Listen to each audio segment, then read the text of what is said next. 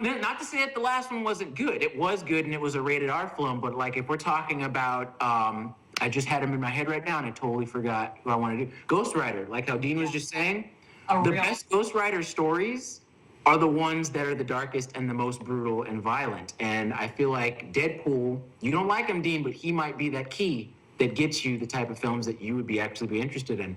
If you're tired of bombs exploding every other week and it being very safe and PC, you're gonna want to. You might want to back your boy. Whoa! I'm not PC. Huh?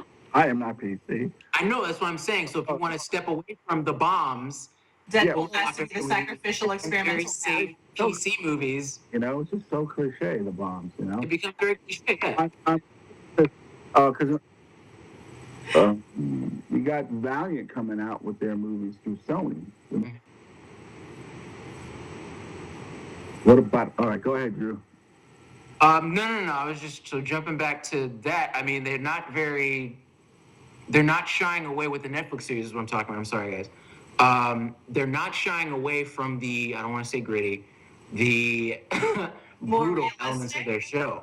So I think it's a pretty safe bet that they'll continue with those on the Netflix. But if you want to see them in the big budget films, you might want to back your boy Deadpool. Daredevil season 2 is coming up. Jumping back on that. That will be interesting. We've talked about this before, but Punisher's going to be in this one, which he might end up going off to get his own series as well. Yeah, they said for that. Yeah. So that could be good. Electric. Extras in it. I hope there's more cameos. I know there's supposed to be crossovers between Jessica Jones and Daredevil. They literally set it up when they did the first season for Jessica Jones by having the night nurse. I like that her character's even in the series and acknowledged because she's important. She's not a big character, but she's important. So by seeing her, I know that Jessica Jones will have to do a crossover either on his show or Daredevil on her show, linking Luke Cage and maybe some of the people who later on become the new Avengers after the Civil War. Would be nice to see. That's not they'll go. I actually, at this point, I'm more interested in the Defenders based on the Netflix series than anything else. Because Luke Cage, I feel like they did a really good job establishing him through Jessica Jones. Yes, it was almost like you could say it was a backdoor pilot when he shows up. Also, when it comes to linking Luke Cage's character to Iron Fist, they're going to do a lot of the work for us in Luke Cage. So it's going to be this very smooth, gradual introduction that you get to each one of the characters. So I have no doubts that they'll, if nothing else, be interesting. I feel like the worst series will, if nothing else, keep people interested. And then, of course, that'll cap off with the Defenders, which is basically the street-level Avengers with Daredevil, Luke Cage, Jessica Jones, and Iron Fist. Have they found an actor to play Iron Fist? Not yet. They have a showrunner. I brought this up a couple shows ago. Scott Buck, our boy, Dexter, which I doubt it'll be. Oh my God, the guy that played Dexter, whose name totally escapes me. Yeah, he could be Danny Rand. I could see it, but I don't think they're gonna go that route with him. I don't think they will. But yeah. Meanwhile, over in the DC camp, we also have in 2016. Suicide Squad? Jeez, you're just, no, I can't impress you at all, can I? Everything is, I mean, granted, I do like the fact that Jared Leto came down to New York Comic Con this year dressed as the Joker from the Suicide Squad and blended in with us cosplayers. That was cool.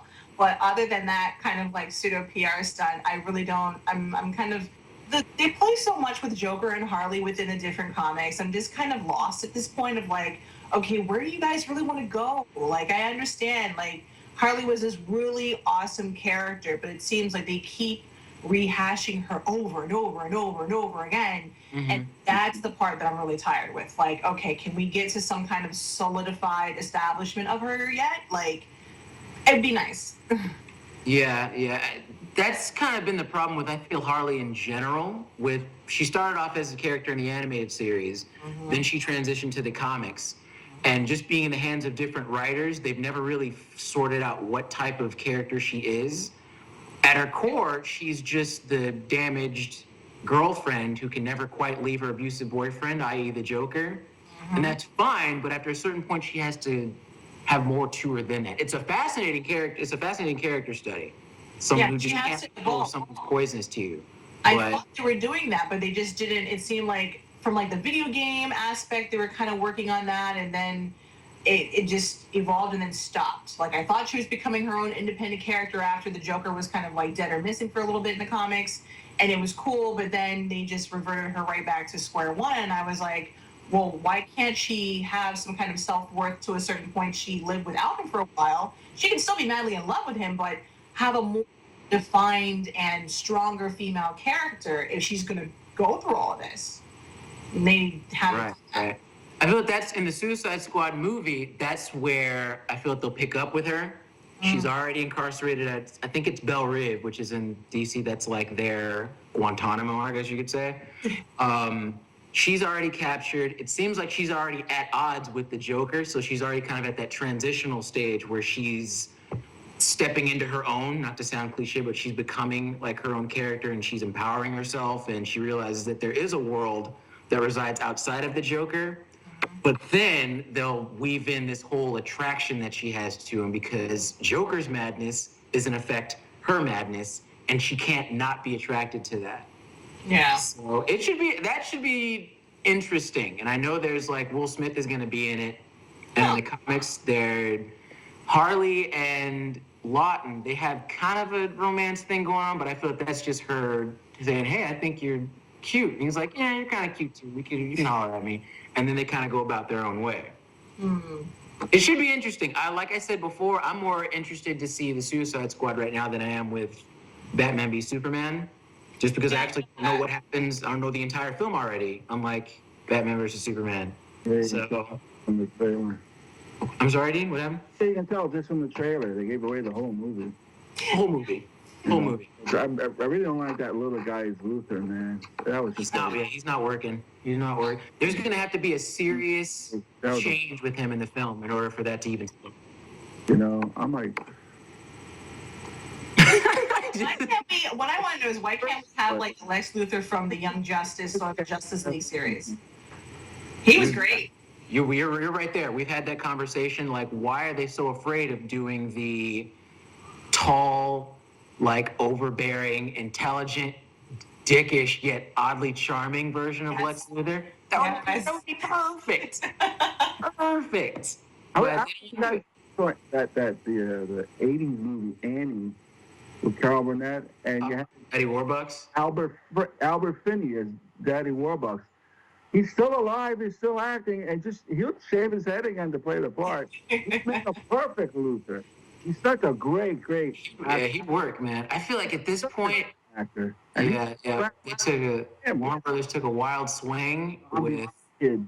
Give me a the Zombieland kid, and it didn't work. But I guess this is just me clutching at straws at this point, I guess.